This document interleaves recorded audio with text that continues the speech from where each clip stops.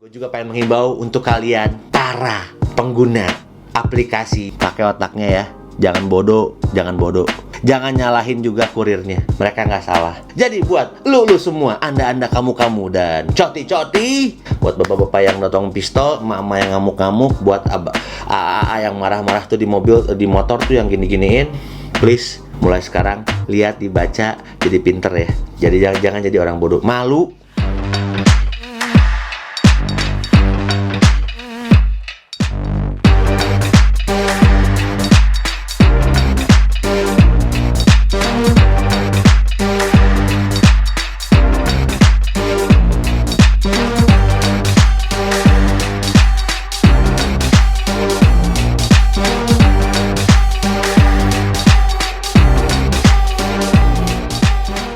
Assalamualaikum warahmatullahi wabarakatuh. Balik lagi di Tongkrongan Pocotria, tempat yang ngebacotin apa aja, yang penting bahagia. Tetap bareng sama gua, Denan. Dan sekarang gua pengen ngebacotin yang lagi rame di sosial media. Rame nggak ya? Rame sih kayaknya. Gua ngerasa ini pengen gua share aja sih gitu, karena ini menjadi keresahan buat gua pribadi sebenarnya. Mungkin buat coti-coti yang sering lihat di sosial media, kemarin-kemarin itu banyak banget yang viral tentang driver ojol yang mengirimkan paket COD, di mana di situ itu banyak para pelanggannya ketika dikirimkan barangnya, mereka itu marah-marah. Nah, di sini yang gue pengen bahas, sebenarnya mekanismenya seperti apa sih COD itu? Ini supaya coti-coti yang memang memesan barang dari e-commerce kayak Shopee, Tokopedia segala macam, dan memilih untuk cash on delivery atau pembayaran ketika barang diterima, kayaknya mesti pada tahu deh aturan mekanismenya itu seperti apa ya. Sebelum gue bahas satu-satu kejadian-kejadian yang kemarin gue sempat lihat di sosial media.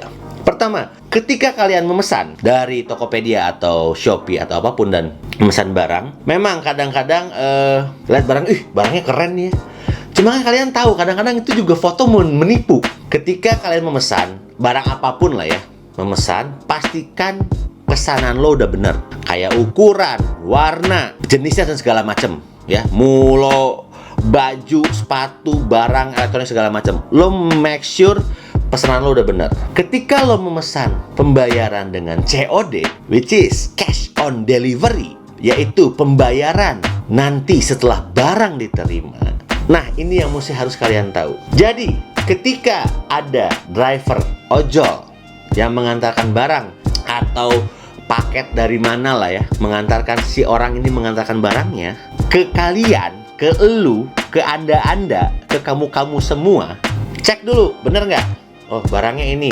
Lo beli dari mana? Cek. Jangan dulu dibuka. Ingat, di garis bawah ya sama gua, jangan dulu dibuka. Kenapa jangan dibuka? Karena ketika kalian membuka itu paket, kalian harus bayar. Dan itu harus wajib ya, karena barang kayak lu datang ke supermarket atau ke toko pecah belah, dan lu kan ada ngomong pecah berarti membeli. Ini sama nih, buka berarti lo udah beli.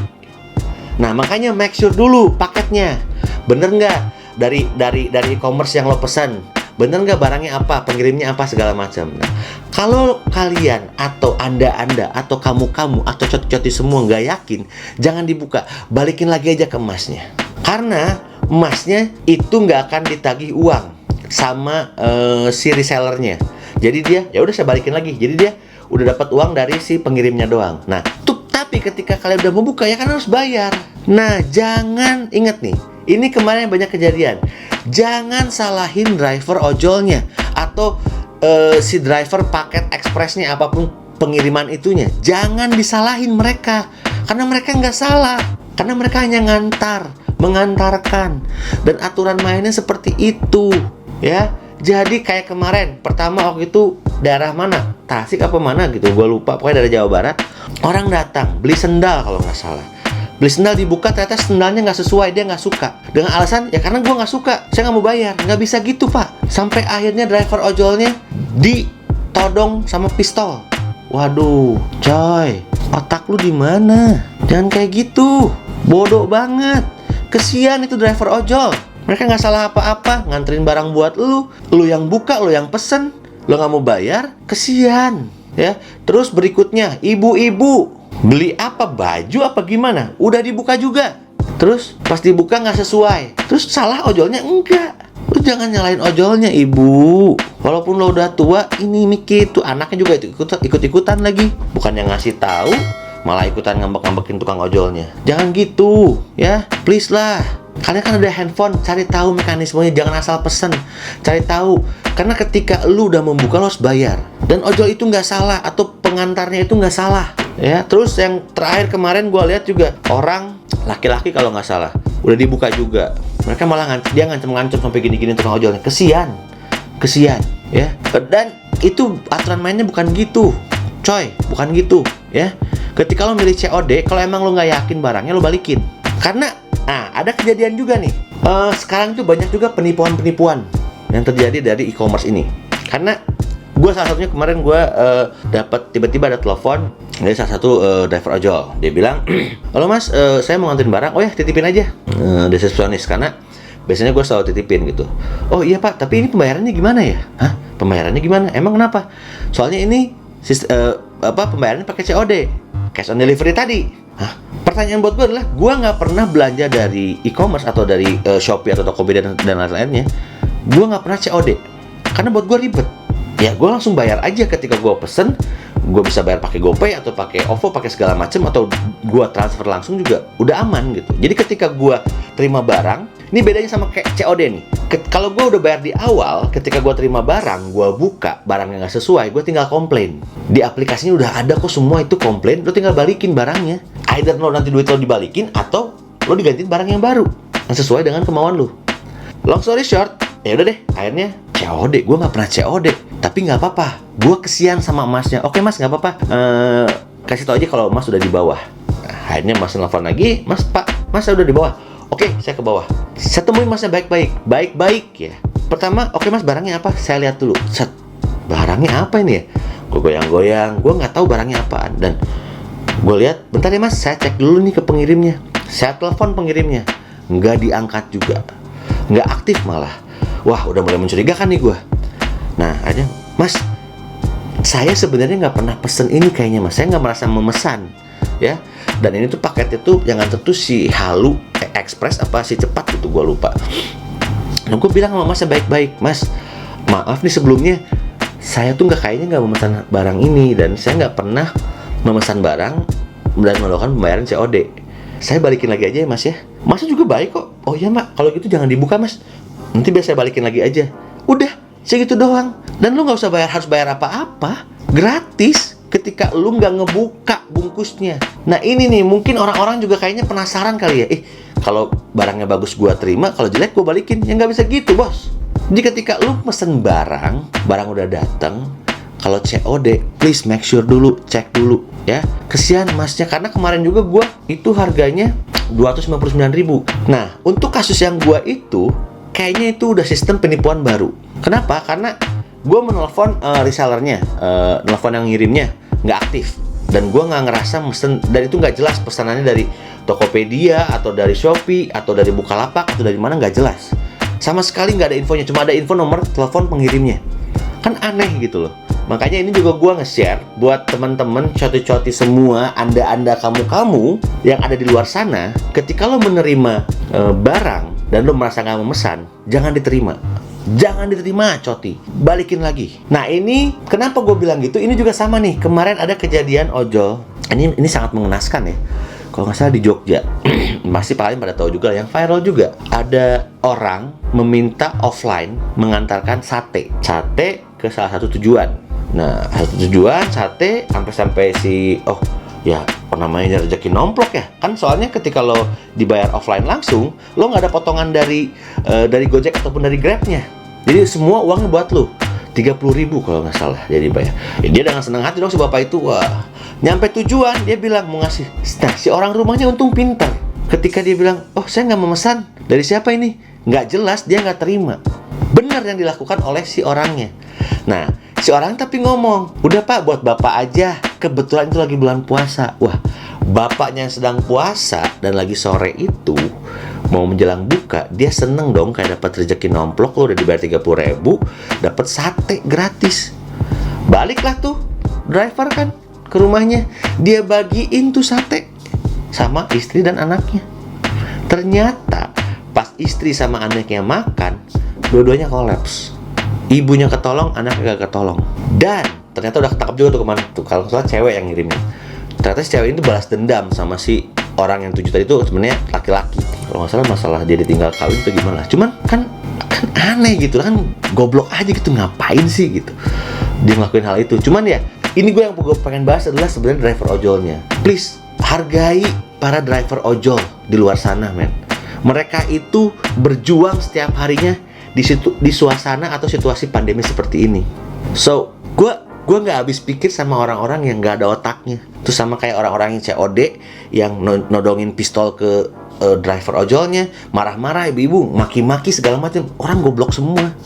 Mereka cuma nganterin. Please lah, hargain mereka. Belum lagi, gue juga punya pengalaman, tapi kayaknya udah lama banget ya, waktu pandemi baru mulai. Tiba-tiba ada orang yang ada driver ojol datang ke rumah gue, itu bawa McDonald. Dan itu McDonald-nya itu seharga 400 ribuan lah pokoknya, 300 ribu something lah. Dia bilang, "Mas, ini pesanannya?" Hah? Saya tanya ke orang rumah, nggak ada yang pesan. Masnya nggak pesen gitu. Waduh, gimana mas? Ini saya pesen, alamatnya ke sini. Ditelusuri, ditelepon lagi ke sana, orangnya udah nggak aktif segala macem.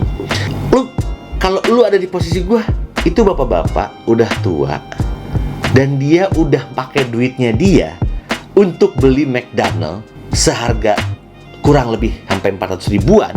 Lu gimana? Kesian, men, kesian. Dan nanti dia dapat orderan fiktif. Dan gua nggak tahu untungnya buat orang yang order fiktif itu buat apa. Gua kesian, bro, coti, kesian. Yang ada apa? Ya gua beli, ya gua kasih uangnya. Gua bagi 2 nih mas, buat bapak, buat di rumah, buat keluarga. Ini gua ambil setengahnya. Nah jadi please lah buat orang-orang di luar sana yang otak lo kagak ada, yang otak lo ada di dengkul, yang lo semua nggak punya hati nurani, please sadar dan hargai para driver ojol, ya, driver ojol. Nah, ada satu lagi nih, nah ini juga gue pengen menjelaskan karena gue itu salah satu pengguna para driver ojol ya. Mereka tuh berjasa banget buat gue, mengantarkan gue kemana, nganterin gue makanan jam berapapun juga gitu. Tapi gue juga pengguna GrabCar atau GoCar karena dalam pekerjaan gue sering pulang lembur segala macam dan mereka tuh sangat membantu gue untuk gue sampai di rumah dengan selamat dan segala macam karena gue nggak harus nyetir segala macam lah ya. Nah, ini gue pengen ngasih tahu juga nih, gue sering banget ngobrol sama driver GoCar atau GrabCar, dimana mereka tuh bilang, aduh ada aja ya orang yang masih belum ngerti. Harga yang tertera di aplikasi itu belum termasuk parkir dan tol. Sekali lagi gue ulangin, harga di aplikasi untuk GoCar ataupun GrabCar yang tertera di aplikasi itu tidak termasuk uang tol dan uang parkir.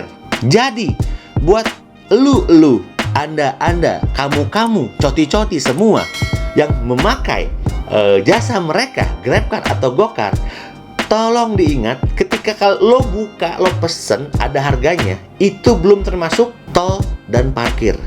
Jadi kalau lo naik, misalkan harganya lo dari titik A, titik B, harganya 50.000. Nah, kalau lo nggak punya e-tol, lo tambahin nanti kalau lo masuk tol. Misalkan masuk tol lingkar luar 16.000, lo tambahin tuh 50.000 plus 16.000, ya. Terus kalau lo masuk sebuah tempat dan tempat itu mengharuskan lo membayar parkir, tambahin juga tuh parkirnya.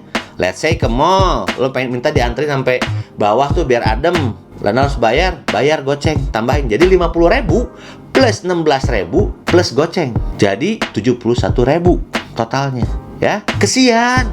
Mereka juga cari duit. Si driver itu cari duit. Jadi please dibaca ya. Itu menurut gua di aplikasi itu bahasa Inggris simple kok. Dan ada juga di bawah belum termasuk tol dan parkir atau biaya lainnya. Jadi please ya, hargai mereka juga. Please jangan sampai lo semua bego deh gitu. Karena gue sering menerima cerita dari para driver tuh kayak, gimana lagi mas, cari duit. Kesian bro, kesian ya. Balik lagi, hargain coti-coti. Buat lu semua, anda kamu coti-coti, tolong hargai para driver GoCar dan GrabCar ya. Hargai mereka ya. Dan gue juga punya pesan juga nih buat para driver Gokar atau Grabcar. Kalau kalian memang yang suka ngalong atau udah keluar dari pagi sampai tengah malam, kalau ngantuk, mending istirahat dulu. Karena gue juga punya pengalaman nih. Ketika gue lihat, gue naik set, kok jalannya pelan banget, terus kayak dia ngucek-ngucek mata. Wah, gue udah yakin, wah dia ngantuk nih. Soalnya udah ngegeleong ke kiri ke kanan, ngegeleong ke kiri ke kanan. Sampai akhirnya gue bilang, Mas, gue ajak ngobrol, ngantuk. Dia pertama nggak jujur, enggak apa enggak. Gue diemin dulu, wah ngantuk nih. Udah Mas, minggir dulu. Minggir, gue beliin kopi yang ada di Indomaret itu. Akhirnya Mas, gue suruh pinggir, gue yang nyupir. Karena bahaya mas bapak-bapak atau ibu-ibu yang memang sekarang sedang berjuang mencari nafkah jadi driver Gokar atau Grabcar. Kalau memang capek istirahat dan ngantuk tidur dulu aja, jangan dipaksain ya, bahaya banget ya. Dan kesian juga penumpangnya juga, jadi nggak nyaman juga gitu. Jadi mendingan kalian ngomong jujur, aduh saya ngantuk, atau nggak usah diambil dulu orderannya gitu sih ya. Jadi mungkin itu yang pengen gue sharing, dan gue juga pengen nyampein selalu semangat semua pengendara bapak ibu ojek online, mau dari Gojek, dari Grabbike, dari Gokar ataupun Grabcar, jangan pernah menyerah, terus berjuang, dan kita harus yakin bahwa kita bakal bisa melewati pandemi ini dengan secepatnya. Gue juga pengen menghimbau untuk kalian para pengguna aplikasi Gokar, Gojek ataupun Grab untuk pemesanan belanja di Tokopedia segala macam, pakai otaknya ya, jangan bodoh. Jangan nyalahin juga kurirnya, mereka nggak salah. Jadi buat lu semua, anda kamu dan coti dipikir dulu ya sebelum bertindak ya. Kesian para driver ojol, kesian para mereka yang berjuang seharian cuma buat dimaki-maki dengan duit nggak seberapa. Tolong ya, buat bapak-bapak yang notong pistol, mama yang ngamuk-ngamuk, buat AA yang marah-marah tuh di mobil, di motor tuh yang gini-giniin, please mulai sekarang lihat, dibaca, jadi pinter ya. Jadi jangan jadi orang bodoh, malu ya. Oke, kayaknya cukup segitu. Tetap semangat semua, dan jangan lupa juga dukung channel gua Pocotria. Follow semua sosial media Pocotria di Instagram, Twitter, TikTok, dan semuanya. Jangan lupa juga share, like, subscribe, mau komen lo, mau dislike, mau apa, kalau ada masukan segala macem, dan itu gue dengan happy menerima. Kalau memang ada, ya silahkan aja di-share atau diketik di kolom di bawah atau di DM ke Instagram Pocotria. Oke, sampai ketemu lagi di bacotan berikutnya. Bye.